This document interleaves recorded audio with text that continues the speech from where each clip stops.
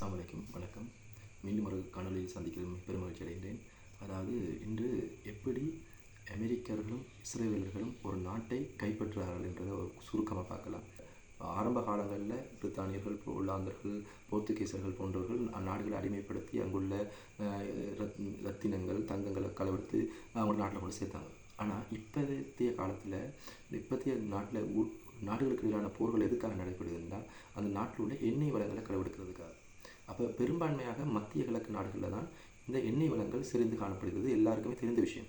அப்போ அந்த நாட்டில் எப்படி நம்ம அந்த எண்ணெய் வளத்தை கைப்பற்றுறது, அப்போ அந்த நாட்டுக்கு நம்ம என்ன செய்கிறது, அந்த நாட்டை எப்படி நம்மளோட கைக்குள்ளே கொண்டு வரது அப்படின்றத இந்த அமெரிக்கர்களும் இஸ்ரேலும் மிக சிறப்பாக அவங்களுக்கு தெரிஞ்சு வச்சுக்கிறாங்க. என்ன செய்கிறாங்க, முதலாவது அந்த நாட்டு மீது கேட்டு பார்க்குறாங்க, அவங்க நாட்டை தங்களோட அடிமைப்படுத்துறது கேட்டு பார்க்குறாங்க இனங்கள். அப்போ உடனே என்ன செய்கிறாங்க, அவங்க மீது பொருளாதார தடையை விதிக்கிறாங்க. பொருளாதார தடை விதிச்சா என்ன செய்யும், ஆட்டோமேட்டிக்காக அவங்களோட ஊரில் அவங்களோட நாட்டில் உள்ள பொருட்கள் மீது பொருட்கள் வந்து விலை உயரும், பண வீக்கமடையும், விலை உயரும். அப்போ மக்கள் வந்து என்ன செய்வாங்க, போராட்டம் நடத்துவாங்க, போராட்டத்துக்கு இறங்குவாங்க. போராட்டத்துக்கு இறங்கும் போது அதுக்கு அவங்கள ஊக்குவிச்சு அவங்கள விளம்பரப்படுத்துறது, அவங்களோட ஊடகங்களை பயன்படுத்தி விழிப்புணர்வு போன்ற விஷயங்களை வச்சுக்கொண்டு அந்த நாட்டுக்கு எதிராக தூண்டி வருது. இப்படி தூண்டி மக்கள் வந்து உணர்ச்சி வசப்பட்டு அது செயல்படும் போது அதுக்கு முன் நின்று அவங்கள என்ன செய்கிறது, பக்கபலமாக என்னென்ன செய்யணும்னு செய்து காட்டுறது. இப்படி பல விஷயங்களை செய்யும்போது அந்த நாட்டுக்குள்ளேயே ஒரு சிறு குழப்பம் வந்து மக்கள் கிளர்ச்சி அடைந்து போவாங்க.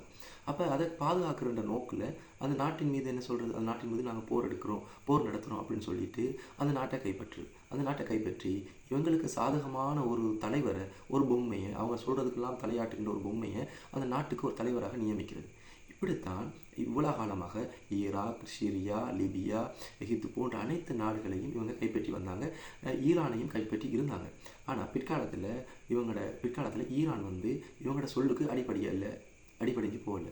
அதுக்கப்புறம் என்ன செஞ்சாங்க, ஈரானை இப்போ கைப்பற்றுறதுக்காக எப்படியாச்சும் ஒரு திட்டமிட்ட தீட்டி கொண்டிருந்தாங்க. சரியா இந்த எப்ஸ்டீன் ஃபைல்கள் பிரச்சனையும் வந்து கொண்டிருந்துச்சு. அந்த பிரச்சனையை மறைக்கிறதுக்காகவும் இந்த ஈரானை கைப்பற்றுறதுக்காகவும் ஈரான் மீது தாக்குதல் நடத்தினாங்க. அவன் நினைக்கல ஈரான் எந்த அளவுக்கு எதிர்த்து நிற்கும் என்று. ஈரான் தற்பொழுது மிகப்பெரிய அழிவை 2 நாடுகள் ஏற்படுத்தியிருக்கிறது.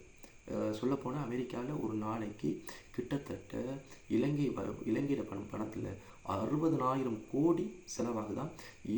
ஈரான் தாக்குதலை எதிர்த்து நிற்கிறதுக்காக 60,000 கோடி செலவாகுதான் கிட்டத்தட்ட. அதே போல் இஸ்ரேல்ற டெல் அலிவு சொல்லப்படுற நகரம் முற்றாக சிதைக்கப்பட்டிருக்கின்றது. அந்த நகரம் அவங்களோட பெரும்பாலும் எல்லாம் சிதைக்கப்பட்டிருக்கின்றது. அவங்களுடைய ரேடார் கருவிகள் எல்லாம் சிதைக்கப்பட்டிருக்கிறது. அவங்களுடைய கட்டிடங்கள் எல்லாம் தரைமட்டமாக்கப்பட்டிருக்கிறது. அவங்க நினைக்கல ஈரான் எந்த அளவுக்கு தங்களோட போராடுவாங்கன்னு. இப்படியான விஷயங்களால் என்ன நடக்குது, உயிர்கள் தான் அழியாமல் போகுது, உயிர்கள் தான் அழிந்து போகுது. இதை அமெரிக்கர்களும் இஸ்ரேலர்களும் காலங்காலமாக செய்து கொண்டே இருக்கிறாங்க, இந்த எண்ணெய் வளங்களை சுரண்டுறதுக்காக.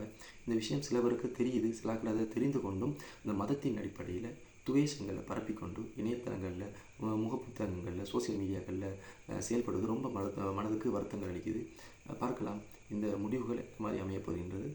அடுத்த வீடியோவில் சந்திக்கலாம் இன்ஷா அல்லாஹ்.